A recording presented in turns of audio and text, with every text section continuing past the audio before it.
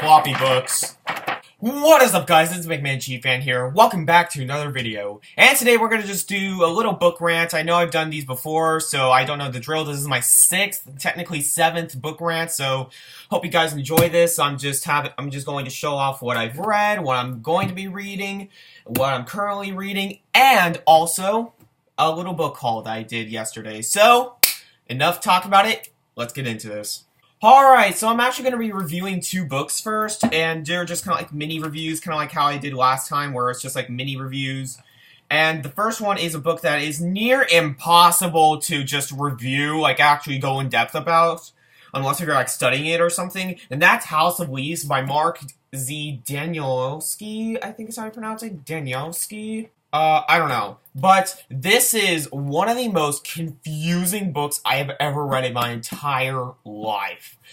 Just mainly based on how it's structured. Hold up, let me just get you to a perfect page on how it's structured. Look at that beauty. Look at that beauty. But, yeah, I don't know. I hope that showed it, but this was just a mess, yet a really good mess. I really like the story, I really like the characters, the writing was both its weakness and its strength. But when the writing is telling a story, it's amazing. Like, seriously, this could have been a 4 out of 5, hands down, but then I'm gonna claim this book a title. The King of Footnotes! I know lots of people like to call Infinite Jest by David Foster Wallace, the King of Footnotes, but this has at least 50 more footnotes than Infinite Jest. At least. So, this is just ginormous. Absolutely, not ginormous, even though it is a really lengthy book. It's just, there's so many footnotes. There's like 430. It's insane, and the footnotes really distracted from the story. It really wasn't that good when it was like, because it treated itself like an essay when they got into footnotes, because at least in Infinite Jest, they saved it towards the end. He saves all the footnotes for the end, and if you want to read the footnotes, go ahead. If you don't, just stop right here. You're forced to read the footnotes here, so you know what? I skipped them. Yes, I'm not even gonna lie. I'm not even gonna say, oh, I've read every single word of this book. I skipped the footnotes of this book after a certain point. It was just getting so bad that I just, ugh. But still, if this sounds like your thing, definitely check it out. It's definitely a challenge, but it is a good challenge. So, if you're up for it, it is a good book. And I gave it a 3.5 out of 5 stars. And the next book was a book that started out okay, but then got amazing! And that is Deadwake by Erik Larson, or to give the full name, Deadwake, The Last Crossing of the Lusitania by Erik Larson. Yes, the same guy that wrote The Devil in the White City. This was just as good as The Devil in the White City. However, it didn't have that strong of a start, and I thought, oh man, this guy's just gonna be a one-hit wonder for me. No.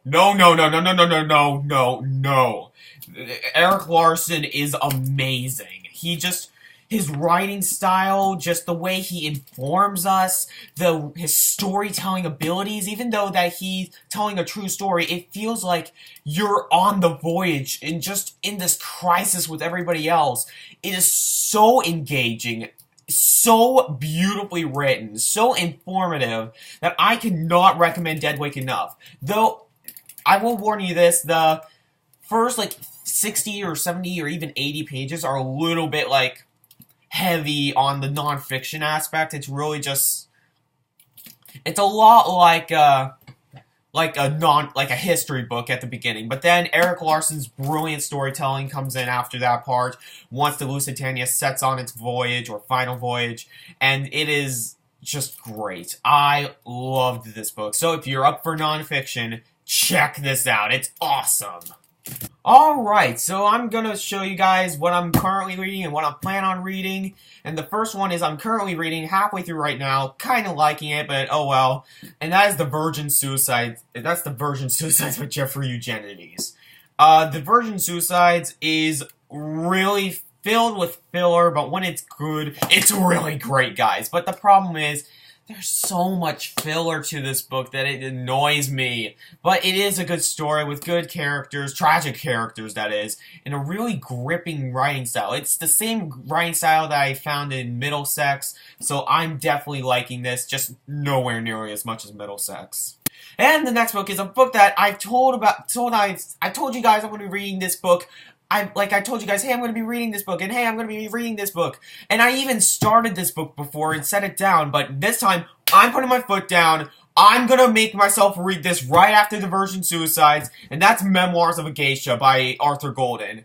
I deeply apologize for not reading this book this sooner or earlier, because this book looks really good, and the parts that I read I did really like. I just wasn't in the mood for it. So now I feel like I'm in the mood for it, so I'm setting my foot down and reading this. So expect a review of this on Goodreads by tomorrow, even a video review. You never know. And the final book that I'm going to be talking about for the currently reading, or about to read, is Stephen King's Revival. Shalene, we're doing it in 2 days. Yay, I'm so excited. This is going to be a great way to end the summer. And it's really not that long of a Stephen King book. Like, it's like okay length for another book, but for a Stephen King book, this is really short. Oh my goodness. This is just like, what? But I think this is about like, I don't know, like something revives. I think. I don't know. But Stephen King's Revival, it's one of his newer novels. In fact, it's probably one of his newest. I think this was released just before, 2014. This is extremely new. So, Revival, I'm really excited to read this. And now we have my library haul and my library bookstore haul. So, let's get into this. The first one I'm going to be reading is, the first one I got from the library is, Nausea?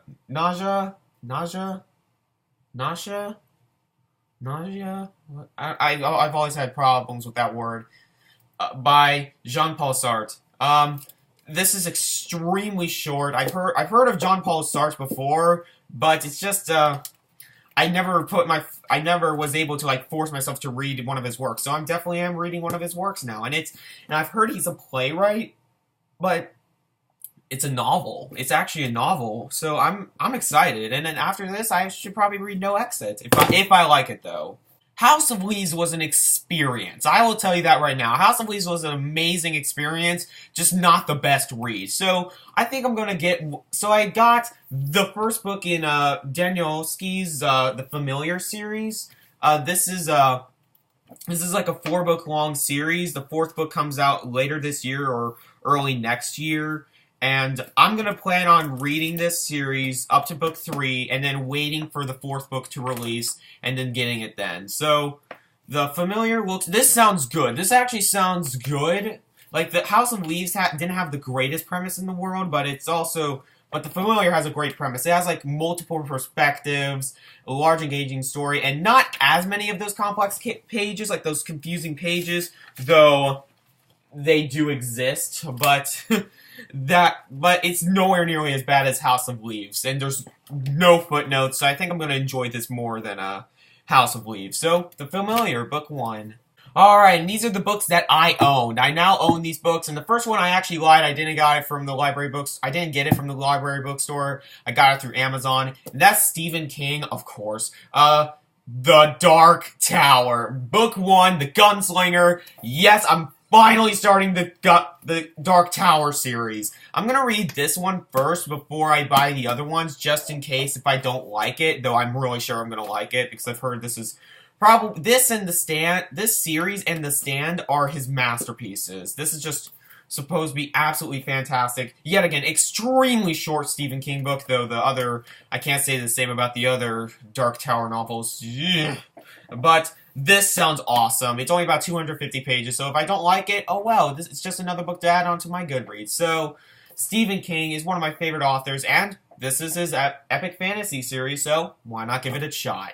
Alright, the next book is City of Thieves by David Benioff. If you want to know more about this book, go to one of my discussion videos. I think in my latest discussion video, my 3rd book discussion video, I mentioned this book.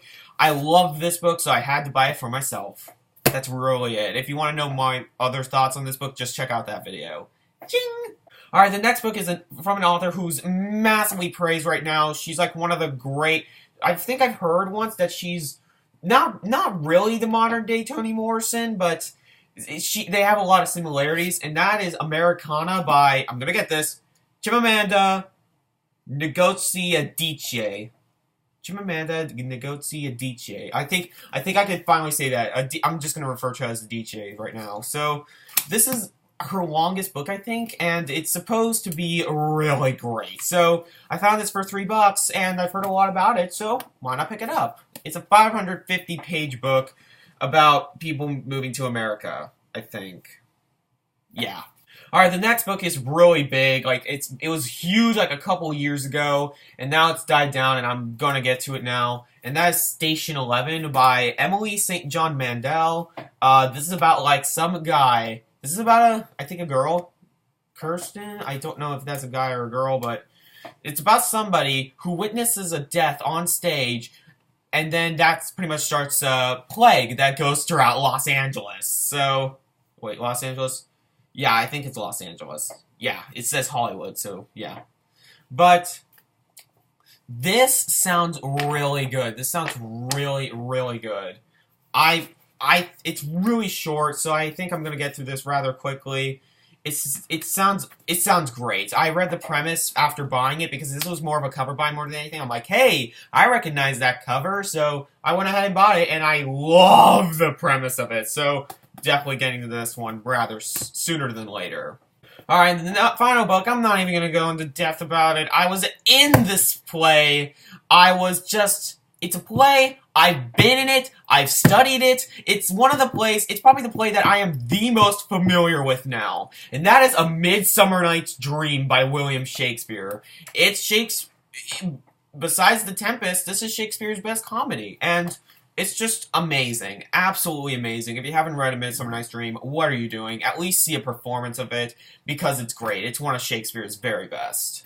So that was the video, guys. I hope you guys enjoyed this little rant of mine. Comment down below on what you guys thought of this video. And as always, I'm Mega Man Chief Fan, and I'll see you later, guys.